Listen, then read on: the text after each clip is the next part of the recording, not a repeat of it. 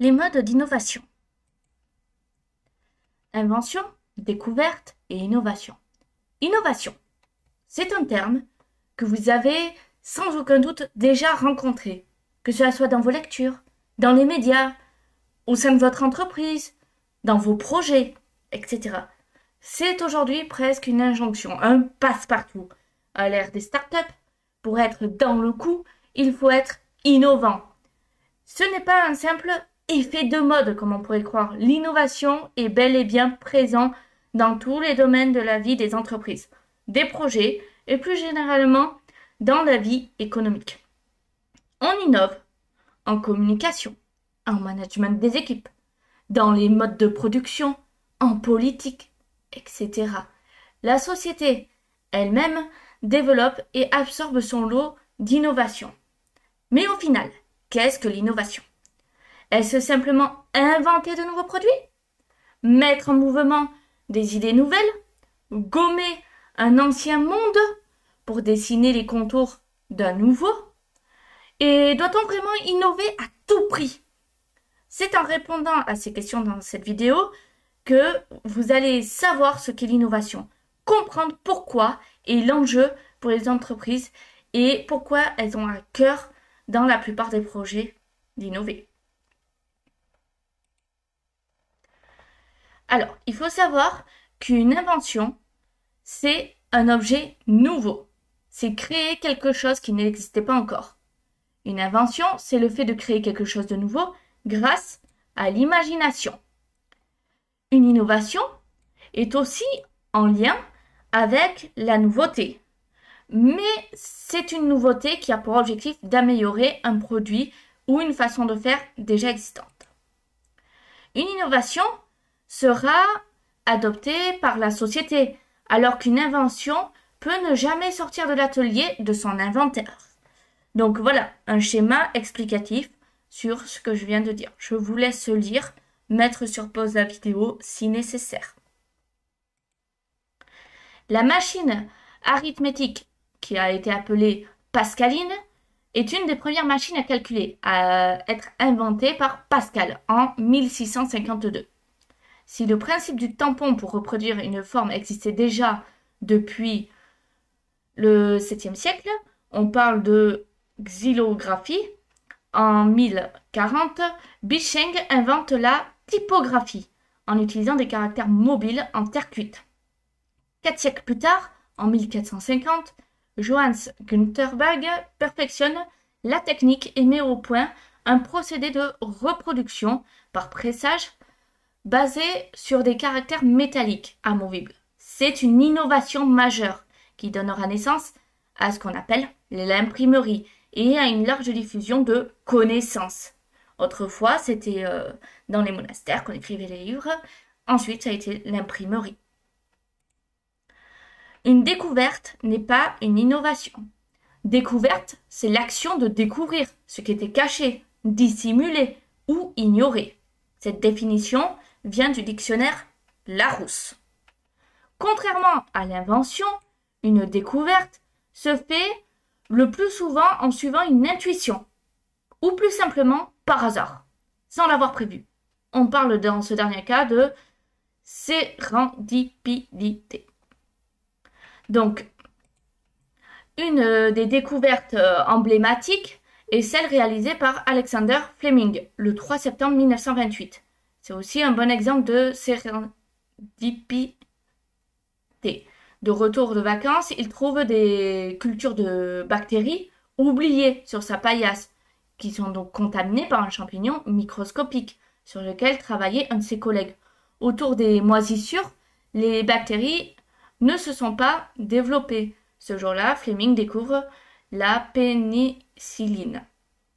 La mise au point de modes de production et de purification de la pénicilline ont constitué des inventions structurantes pour une des principales innovations du XXe siècle, la généralisation des antibiotiques. Cette innovation aura permis d'augmenter d'une dizaine d'années l'espérance de vie humaine, ce qui en soi est quand même conséquent pour l'époque. Donc tout comme une invention, une découverte peut être à l'origine de nombreuses innovations. Une définition de l'innovation. Donc, on vient de le voir, une innovation n'est généralement pas une invention pure. C'est une amélioration de ce qui existe déjà. Et ça génère une valeur nouvelle, significative. Une innovation va conduire toujours à un bénéfice. Par exemple, les innovations marquantes de ces dernières années, comme l'avènement des smartphones, Apple, ou la généralisation de l'usage des VTC, Uber, sont des améliorations qui sont souvent portées par des technologies nouvelles. Ces innovations ont significativement facilité la vie des utilisateurs, fait émerger de nouveaux modèles économiques et radicalement bouleversé les marchés, à tel point qu'on parle d'innovation disruptive. Une référence en termes de définition de l'innovation, c'est le manuel d'Oslo de l'OCDE, Organisation de coopération et de développement économique, qui a pour objectif de définir les principes directeurs proposés par le recueil et l'interprétation des données sur l'innovation. En effet, une enquête est organisée tous les 2 ans auprès des 28 États de l'Union européenne pour faire un état des lieux de l'innovation de l'Union. Cette enquête est pilotée en France par l'INSEE. Le manuel d'Oslo sert de guide pour l'organisation de cette enquête. Alors, pour consulter le manuel d'Oslo en ligne, en français, il faut se rendre sur le site de l'OCDE. Alors, maintenant une petite définition. Pour l'OCDE, les innovations technologiques de produits et de procédés, TPP, couvrent les produits et procédés technologiquement nouveaux, ainsi que les améliorations technologiques importantes de produits et de procédés qui ont été accomplis. Il faut savoir qu'une innovation TPP a été accomplie dès lors qu'elle a été introduite sur le marché, donc innovation de produit, ou utilisée dans un procédé de production, innovation de procédé. En économie, l'innovation va concerner les caractéristiques d'un produit, son mode de fabrication ou de distribution, ou encore l'organisation d'une entreprise.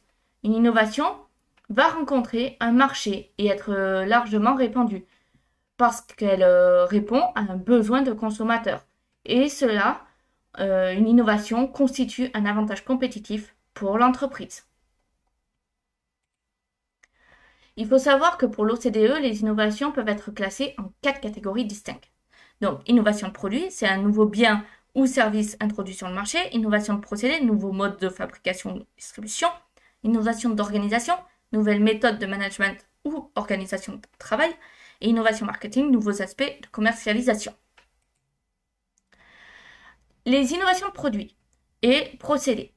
Ce type d'innovation concerne à la fois les biens de consommation et les prestations de services. Ça correspond à l'introduction sur le marché d'un bien ou service nouveau ou amélioré. Les améliorations peuvent concerner indifféremment les composants du produit, son mode de fonctionnement, ses fonctionnalités, etc.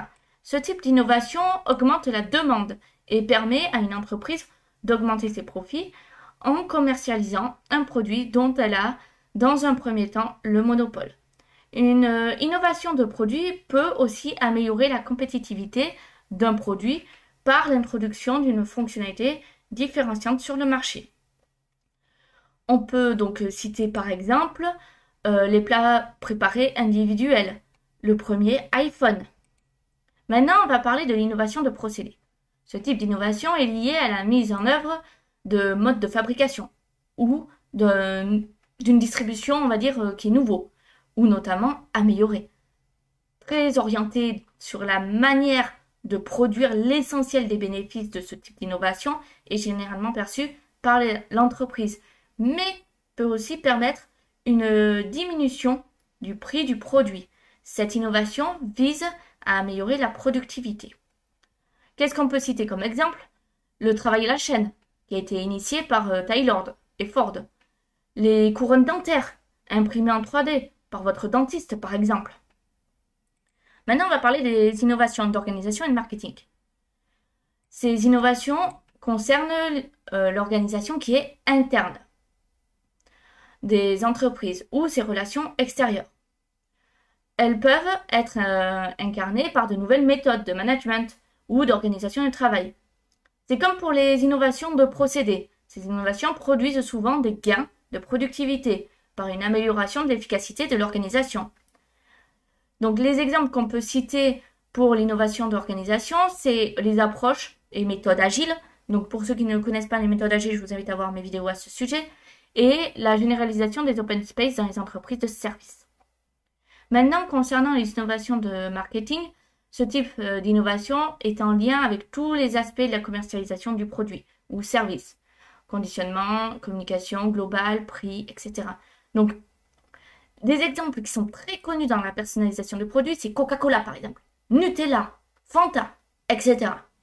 Et ensuite, on a les services de streaming, donc comme Netflix, mais on a Amazon qui s'y est mis également, et bien d'autres possibilités. La théorie de l'innovation. Donc plusieurs penseurs économistes, pour la plupart, ont réfléchi au concept d'innovation et tenté d'en tracer les contours, d'en définir les catégories, afin de mieux l'appréhender et la piloter. Donc il y en a plusieurs qui sont connus. On a Schumpeter, Rogers, Collins, Shamkim et bien d'autres, qui ont publié des travaux dont les entreprises innovantes s'inspirent encore aujourd'hui. Donc, on a la destruction créatrice de Schumpeter. Donc, Joseph Schumpeter, c'est un économiste d'origine autrichienne, auteur d'une histoire de l'analyse économique de 1954. Il est aujourd'hui emblématique des théories de l'innovation. Comme on vient de le voir, pour Schumpeter, l'innovation est l'exploitation d'une invention. Il considère que l'innovation est à l'origine des cycles économiques. Donc, il constate que chaque innovation majeure va produire un cycle économique qui est prévisible. Croissance portée par l'innovation. On crée des emplois, puis dépression par la disparition d'entreprises n'ayant pas été capables de se positionner dans son sillage. Les emplois sont détruits. Ces innovations majeures étant toujours ponctuelles, Schumpeter voit l'enchaînement des cycles économiques comme ce qu'il qualifie de destruction créatrice. Les technologies nouvelles remplacent tout le temps les anciennes. La production textile, la machine à vapeur, la métallurgie, et il y en a plein d'autres. Comme on a vu, il y avait les machines à écrire avant. Et ça façonne l'évolution des sociétés. L'économiste va distinguer 5 catégories d'innovation. L'introduction d'un nouveau produit sur le marché égale innovation de produit. L'utilisation de nouvelles méthodes de production, innovation de procédés. La création de nouveaux marchés, l'utilisation de nouvelles sources de matières premières, la mise en œuvre de nouvelles organisations de travail. Donc l'innovation d'organisation, bien sûr. Donc pour Schumpeter, c'est l'entrepreneur qui est le véritable moteur du progrès. En initialisant les innovations majeures qui sont soutenues par les investisseurs, il est à l'origine des cycles successifs de destruction-création, pour reprendre ces termes, générateurs de croissance économique. Maintenant, on va voir la stratégie de l'océan bleu. On va aborder un exemple plus pratique avec la stratégie de l'océan bleu qui a été mis au point par Shamkim et Mo Bergman, chercheurs à l'INSEAD en 2005. Donc INSEAD. C'est le fruit d'une étude de 15 ans sur plusieurs centaines d'entreprises. L'océan bleu s'oppose aux stratégies de marketing traditionnelles qui constituent un océan rouge dans lequel la concurrence fait rage. Il s'agit en fait de créer une demande nouvelle afin de pouvoir exister dans un environnement maîtrisé, sans concurrent. Dans cette stratégie, l'objectif est d'augmenter la rentabilité pour l'entreprise tout en augmentant la valeur acquise pour le client, en lui proposant des innovations, généralement des innovations de produits. Dans leurs ouvrages, ces deux personnes s'intéressent à l'univers du cirque. Ils ont pris cet exemple. Ils déterminent quels sont les critères qui représentent de la valeur pour les clients et donc évaluent comment l'offre répond à la demande. Voici deux schémas qui justifient leur recherche. Donc, généralement, ici, dans un même secteur, les entreprises présentent des profils très similaires. En interrogeant des noms clients, on peut identifier et chercher à répondre à des besoins que le marché traditionnel ne satisfait pas, en ayant fait émerger ces nouveaux critères, le Cirque du Soleil a trouvé un territoire qui est original, comme on peut le voir ici. Donc, le critère qui constitue un coût important sont abordés, célébrité, gestion des animaux, etc. Alors que des critères nouveaux, non satisfaits pour le cirque traditionnel, sont développés. Spectacle, thématique renouvelée, importance des chorégraphies, etc. Le Cirque du Soleil a ainsi créé un nouvel espace stratégique dans lequel il a été le seul à évoluer. La création et l'exploitation de cet espace constituent, en somme, une innovation. La diffusion de l'innovation par Rogers. Une innovation n'en sera véritablement pas une si elle rencontre son public et donc si elle est adoptée. Evert Rogers s'intéresse à la diffusion de l'innovation. Il explique qu'en innovation, une fois créée, va se faire connaître en suivant 4 phases. La connaissance. Il faut que le public y soit confronté. La persuasion. On doit se faire une opinion de l'innovation. La décision. C'est ce qu'on peut qualifier de l'épreuve du feu. L'usage validera ou non l'adoption. La confirmation. Généralement, en obtenant des informations, des témoignages d'autres consommateurs conquis. La phase de persuasion est vraiment la plus importante car le public va prendre en compte 5 caractéristiques pour l'innovation. L'avantage relatif. L'innovation doit être perçue comme étant vraiment la meilleure, que les solutions existantes ne sont pas suffisantes. Elle doit apporter un bénéfice, même s'il est en soi mineur par rapport aux autres. Si on prend donc par exemple ici ce schéma, on peut voir des améliorations qui ont lieu. Mais on va continuer avec des exemples. Une caméra frontale sur un smartphone facilite la communication visio et les selfies. La reconnaissance vocale permet d'éviter de taper un message pendant son déplacement. La comptabilité. L'innovation doit être compatible avec les usages et les normes sociales en public. Donc, la voiture électrique est conforme avec les préoccupations environnementales. La complexité. Nous sommes beaucoup plus attirés par quelque chose de simple et efficace que par quelque chose de complexe. Plus une innovation sera perçue comme complexe, plus elle nécessite de temps pour être adoptée. Payer sans contact.